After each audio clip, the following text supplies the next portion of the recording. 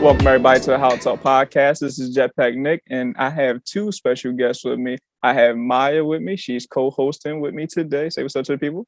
Hi, everyone. And we got my guy, Philly Avid. Say what's up to the people. Yo, what's up, y'all? How y'all doing today? Oh, man. Glad to have you on the HolloTalk Podcast. How you doing? I'm glad to be here. I'm great. I'm in a good mood, man. How you doing today? Cooling, bro. Cooling. We on the podcast, chilling, busting it up, finna get it started, man. So let the people know, man, who you are, what you about, what you do. All right, so what's up, y'all? I go by the name Philly Avid. I'm a 22-year-old rapper, singer, songwriter. Well, mostly these days, singer, rapper, songwriter. But I just dropped a new EP. It's called After Hours, 5 songs, something light but something heavy at the same time. You should definitely check it out. I've been making music for about 8 years now. I'm also trained in dance a little bit, so definitely about to bring that back into the picture. And yeah, I do a lot of like production stuff and live performance stuff and stuff like that. So yeah, a whole lot of stuff. No shit, I know, bro. I know. So let me get into the EP, the After Hours EP, right? You said some light and some heavy. What you mean by that? Some light and some heavy meaning is 5 songs, right? Right. You can listen to this full project, I feel like, in my opinion, but I wanted to skip any song. So to me, that's heavy. You know what I mean? To have like a no skip project, whether it's 5 songs or 15 songs, it's like, yo, like this shit good enough to listen to all the way through. And the light part was just it being 5 songs. Yep. Literally, right. Yeah. Nah, I dig. Mike, did you get a chance to listen to the project? What was that? Did you get a chance to listen to the project? I did. Yes, I did. What was your favorite song? The first one. The very first one is Fair Trade. Fair Trade. It's my favorite. I like the way it settled the rest of the project. But like sometimes you need like a really like good song to set it off. Because I'm the type of person where I start from the beginning. And if the beginning song don't catch me, I might go to the rest. Or I might just be like, let me give it a shot. But I started with the first song and pulled me in and it led me to the rest. I think it just carried it all together. So Fair Trade is my favorite off the EP right now. We'll see if it switches, but right now Fair Trade is my favorite one. Thank you. All right, shit. Mine's personally, my favorite is Thirst Trap. Yo, that's my shit. Thirst Trap, my favorite shit for a lot of different reasons that we ain't gonna get into. Whatever. I had a feeling. Why'd you have a feeling that was my favorite? No. Not even just for you, but I just feel like the people in general that listen to the project, that's like going to be one of their favorites. Like for many reasons, because people can take it in different directions. I feel like that's one of those songs like people's minds can look at it very differently, different views. But also, I don't know. I just feel like because that's also like the middle song, right? Is it Thirst Trap like number? That's 2? The second one. The second, right one right there. I don't know. I always feel like it's either the first one or the second one. It was sort of like the top 2 that roll people in. For me, it's Fair Trade because I like that vibe, the type of music, like the vocals and all that. But I feel like Thirst Trap, not just for you. I mean, I knew you were gonna pick that song, but I just. But why did you know I was gonna pick that though? What about me made you say, Nick's gonna like Thirst Trap? Why? Because like I know you're like one of my best friends, so I would know that. But I don't know. I feel like a lot of listeners will like it too because it could go either way. Like it gives everybody a different way of thinking. Like that song gives people different directions to think. I feel like other songs, like you either kind of think one way or the other. But I think Thirst Trap, you have multiple ways of thinking. It's never not like just one or two. Okay. But Avid just said that Thirst Trap was his fave too. No, right. I was about to ask him. I was about to say, so being that you're the one who wrote and performed Thirst Trap, what was the story behind that for you? Was that just something that you was just like, this is something cool to write, or is this like some personal experience type situation? Like, what was going on? It's a mixture. Like, if you listen to Thirst Trap, it's really about a sneaky link. So like. It's about a sneaky link. So in the beginning, like, I don't know if you catch it, but at the end of the verse, I'm singing the lyrics and shit like that. And the first go around, I say, and when we done, I get to send you back to your dude. But then the second time around, I say, now we done, grab your phone because he calling you. So Yeah, there's a story and some experience in there. Gonna bring a lot of people in. Like, ooh, what's this all about? No, listen. The sneaky links. That's what that's what It's people get into these very days. exactly. It's very relatable. So I mean, I plead the fifth on all accounts. It ain't got nothing to do with me. I ain't write the song. I ain't perform it. That's my man. That's I don't my get man. all that. You know what I'm saying? I just do this right here. I ask the questions, bro. Like, no, man. So those first two songs definitely was uh it captured the imagination of what the rest of the project was going to be. So with the rest of the songs, which is Perception, what was the fourth one? Put It Down on Me, I believe. Mhm. And what was the last one? I think it's like Goes Around. It's something like that, right? Well, yeah. Okay, so what was the idea behind the rest of those two songs following up from Fair Trade and Thirst Trap? Okay, so let's start from the beginning. I think in Fair Trade, I wanted to make that the first song on the project because I'm just like, one, I've never made a song with like these specific types of notes in it. So I feel like as soon as the song start and that bass drop and just that first line, and then you hear that note kicking, it's like, oh shit, like, whoa, like, you know what I mean? So I'm like, okay, that'll reel people in. Then Thirst Trap will be like, oh shit, like this some shit I could really like vibe to for real, for real. And then it goes into Perception. And Perception is more slow, it's more personal. That's like an actual story right there. And then you gotta end off with the good shit. So Put It Down on Me, that's a feel good joint that goes around, comes around that joint. As soon as it started, it make you want to dance. So I really wanted, even though it was 5 songs, I wanted it to be a lot of dynamic. So I wanted to start off here, you know.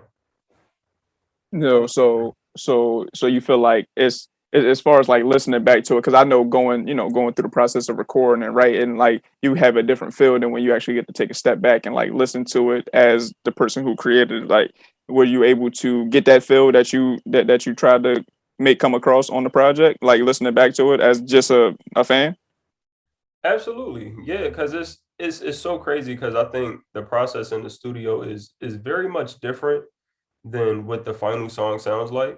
So Right. you go down, you go in there, you catch the vibe, you do your takes, you work with your engineer collectively, or at least I do. I work with my engineer collectively to build up the backgrounds and shit like that. And it's like, all right, like this is a good vibe.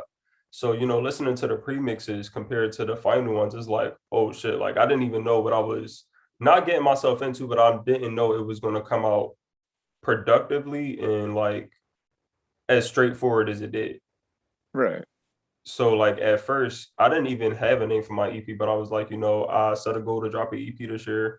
And then, I said, all right, fuck it, I'm gonna call my EP After Hours. And then once I came up with After Hours, I'm like, all right, I know exactly what to do from here. And then that's how I sequenced everything.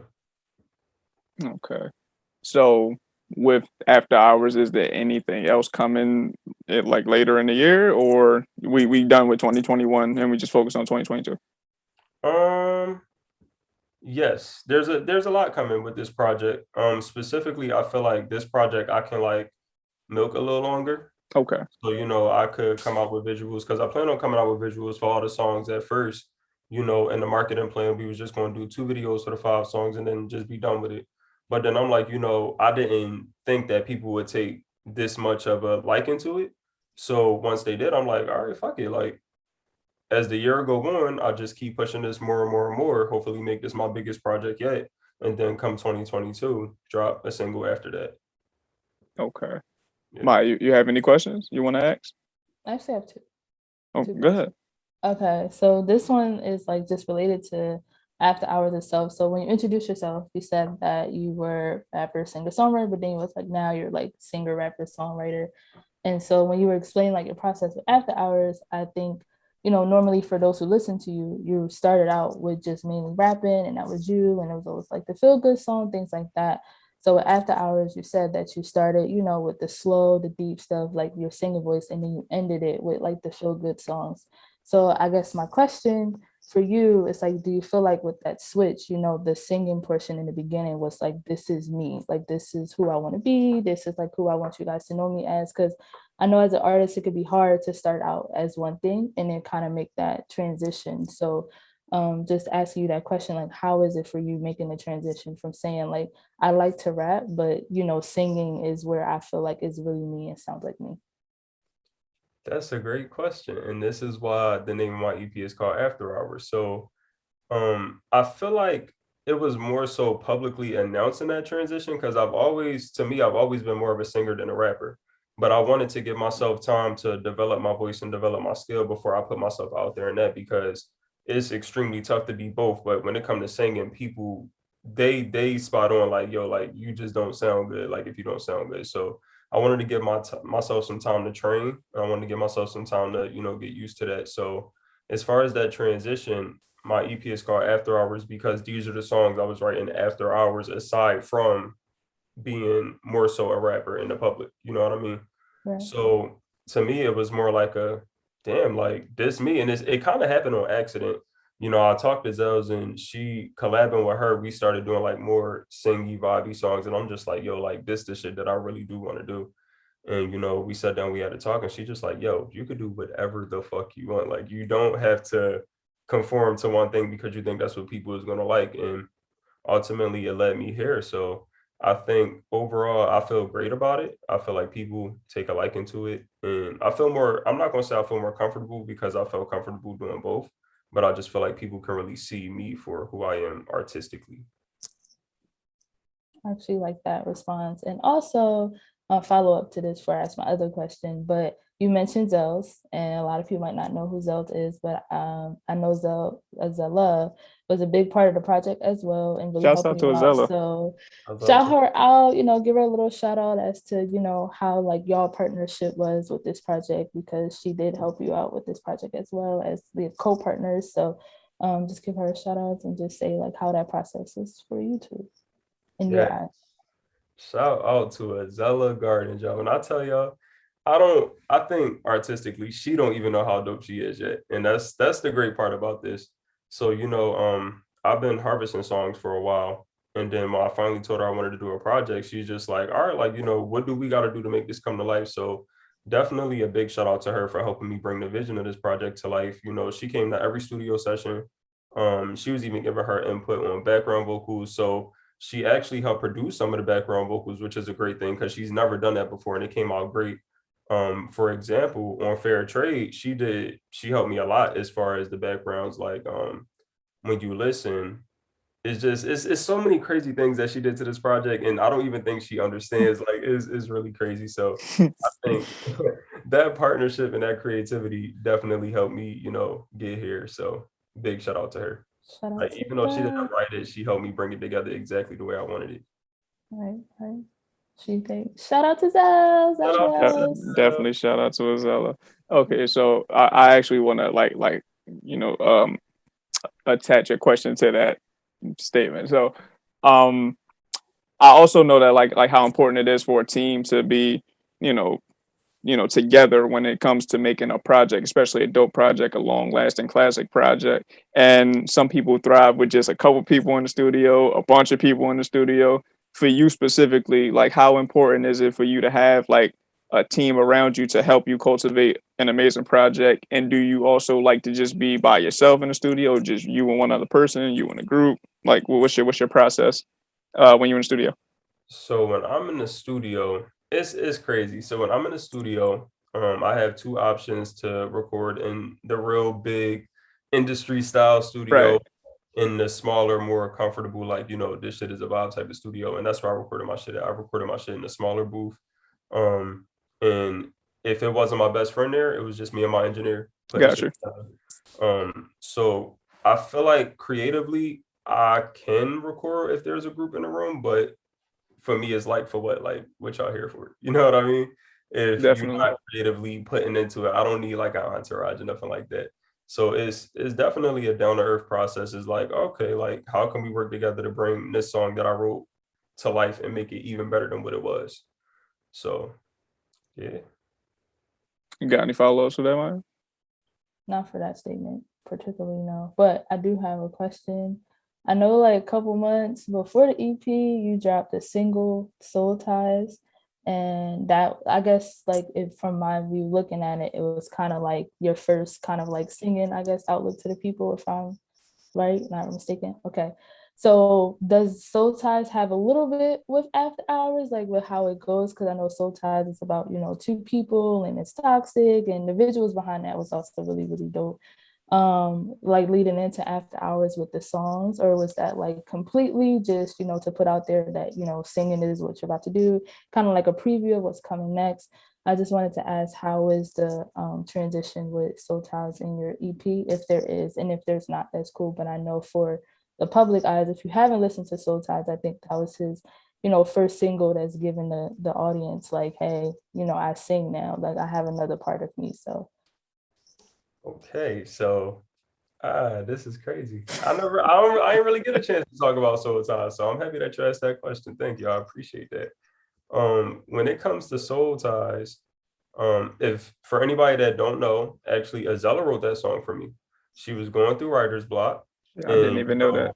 I yeah, didn't know that either. she did an amazing job writing that song. She was going through writer's block, and I was going through the folder that we had made a year prior to even thinking about Soul Ties, and I found the beat, and I was like, "Yo," we were sitting in the room. I was like, "Yo, buddy, I want you to write me this song." She was like, "You sure?" I was like, "Yeah." She was like, "Are you sure?" I said, "Yeah, like this is what I wanted to be about." So, to give you a little bit of backstory of what that song is about, the song is actually about, what's the way I can put this? The song is about addiction in a way. So if you think about it, it's about like those bad habits that we have that we try to get away from, but for some odd reason we keep running back to them. And that's exactly what Soul Ties is. So it's really cool to like hear you think that it's about two people, because of course that's what you would think about. Right. But it's mainly about like addiction and bad habits and trying to end certain cycles with yourself. And I broke all that down to her, and she ended up writing that song crazy as hell. And I just said yesterday, like, it's crazy how stuff fall into place, because now that I'm thinking about it, it's like, yeah, that kind of was an introduction of saying like, all right, y'all, this is what I'm about to do. And I didn't even know that that's what I was doing at the time. You know what I mean? But I'm like, I can't keep going back and forth from R&B to hip hop to R&B to hip hop. So I'm like, fuck it, let's make this transition. You know what I mean? Definitely, definitely. So I want to ask you something like just more like on a creative side, because I'm just curious to know, and I know, especially in R&B music, like people tend to have a lot of songwriters, but I know you write a lot of your shit. And just coming to find out, I know Azella wrote that song. So, like a question pertaining to that specifically, like when someone does write something for you, right? How do you like allow yourself to attach yourself to that work of art and make it come across as if it was your own? Like how do you do that? That's a good question. The Soul Ties is the very first time I've ever let anybody write a song for me. Right. So I think when it came to that, it was easier because I let her know like, all right, this is what I wanted to be about. So I feel like if anybody was to bring a song to me today or tomorrow, and it was just like something that I could relate to, I can kind of feed off of that. And depending on whether or not if I could tweak it myself, then I'd be like, okay, like maybe this is something I could work with. But as of right now, since Soul Ties is the only song I've ever had that I didn't write, it was easier to kind of grasp that, because she knowing who I am and what I've been through, she could take all of that and write it from my perspective, which was crazy as hell to me, because I'm like, yo, this really sound like I wrote it. You know what I mean? Right. Yeah. Yeah, like it's me being a music fan, an avid music listener. Like we all listen to music and we be like, oh, I feel that shit on a deep level, but then the person that's performing it may have no attachment to Yeah. anything that they're saying on record. And generally we like authenticity from our artists, and the closer whatever it is that they're saying is to their personal life, the more we like the person. So I was just curious to know, how do you like come across as like this is something close to me in my personal life if somebody else wrote it? Like how do you pull that out of yourself to make it seem as authentic as it is on record? That's a good question. Because honestly, if I didn't feel like I had a story to attach it to, I probably wouldn't take the song.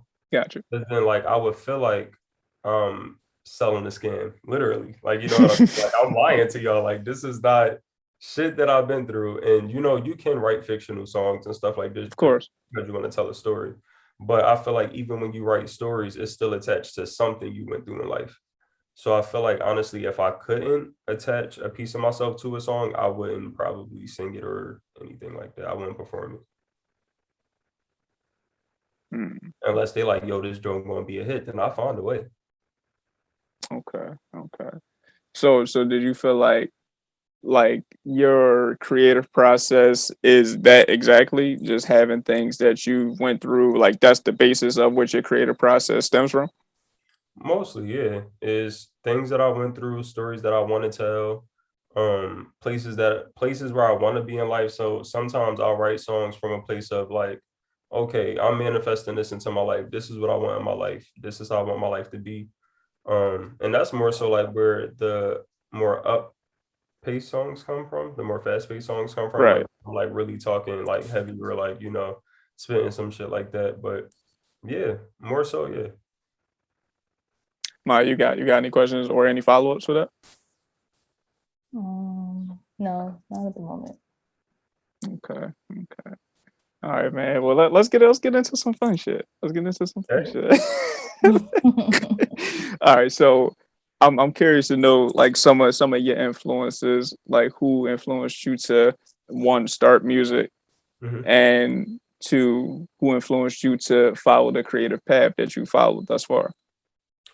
Okay, so I'm gonna say growing up, I grew up in a very like musical home. So like my mom played a lot of shit from like Usher, of course, MC Light, Prince, a little Michael Jackson, um, Tina Marie, Sheila E, shit like that, like just a bunch of different musical people. So Right. I think that honestly, I would say I've never really noticed it, but I think I would say from a performance aspect, I feel like seeing Usher do his thing, I was like, yo, that's fire as shit. Like, like if I could do some shit like that would be crazy. So I think Usher the goat, man. absolutely. So like, from a performance aspect, I would say him, and then like, um my overall inspiration of music, I would have to say is Prince. Cause like just The the way real goat. he write music, for sure, the way he write music, like this man can play so many instruments. He sung all his background vocals, which was Yes, like he a did. real rare thing back in the day. So I'm just like, damn, like he's a monster when it comes to music. So I think overall he's my inspiration. And I've heard a lot of his music. And honestly, I got into music from somebody like throwing me on a song in high school. And then from there, like once I got a little taste of it, I just kind of just kept going. Like when I first started writing music, I was writing like 3 songs a day. Not saying that they was good, but I was writing like 3 songs a day. Like, I get I it. was on it. I was on it. So I think, overall that kind of kept me going because I didn't really start getting out there until like about 2018, put myself out there as an artist. Yeah, but your growth has been like crazy It's though from crazy. then to now. Like, Thank you. at least the music. Just talking about that specifically, like just the growth from when you started to now, and it's like fucking night and day. You Right. know what I mean? Thank And you. then not to mention the social media following. Everybody love Philly Avid, like. I would like to hope so. I don't know. I don't be feeling like that sometimes. Why? Why you say that? People are weird as fuck. I can't explain it. I done had some experiences, man. That's all I can say. I understand. I Yeah, get it. I get it. I completely understand. Go ahead, my bad. Oh, you're good. I was just gonna say my question for you is like knowing that the music industry is hard and it could be cause a lot of, mental health, self-care. Like what are ways that you do for yourself to kind of keep you pushing and keep you going? Because you could have rough days, could have hard days, there's writer's block, there things might not go as planned when you're doing like video production. So like what normally keeps like Philly Avid going and saying, no, this is what I want to do, even on the days where you feel like you want to give up. I would say I suck at giving myself a break. I can honestly say that. Like, I think I don't even give myself room to even have a thought like that because, like, I may feel discouraged, but at heart, I'm truthfully a workaholic, and I think y'all could probably see that. So, like, even though like I'm not getting hella rich from music or anything like that, just from this being what I love to do, I can constantly keep going, right? But then as far as the mental health aspect, it can cause burnout. Mm. Me and Zels collectively came together and we was like, we're gonna drop the project. if it do crazy numbers, then we going to go right back in on the content. We're going to do what we need to do to push it. But honestly, the goal was to drop this project and to take a break and to hide away, to just, we see y'all in a couple months, you know what I mean? Right. So I think, just now we're realizing that we got to give ourselves a break. And on the days where I feel like I want to give up, I'll say this. I'll tell people like, y'all quit music. I'm not doing music no more. They'd be like, all right, man, that's a shame. And then the next day I find myself writing a song. So I don't even take myself seriously no more when I say I'm quitting, even if I'm having a shitty day. Right. So, yeah. Yeah. I mean, I think I could speak on that like a little bit too. Like even with just doing the podcast, like at least recently, like I've been like kind of in like this rut. It was like, damn, like I'm like pushing back timelines, I'm pushing back release dates, all types of shit. I'm on my Kanye down this shit right now. You know what I'm saying? And like just trying to find creativity and just finding the energy to talk to people and do it on camera or just do it in general. It's like it gets tiring after a while. But having the idea or the passion to just want to keep doing it and just having that objective, like, all right, I know where I want to get to with this specific thing.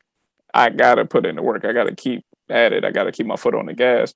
So at least that's for me, like how I stay grounded and keep myself going with it when I get tired and get exhausted mentally, physically, and emotionally, and all that shit.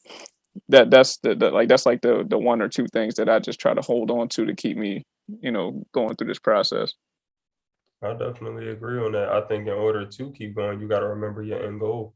Mm-hmm. Got to have an end goal and you got to remember it, because if you forget it, and it's easy to forget when you get caught up with, Yep. everything you got to go through. So, yeah. How about you, Maya? What keep you going?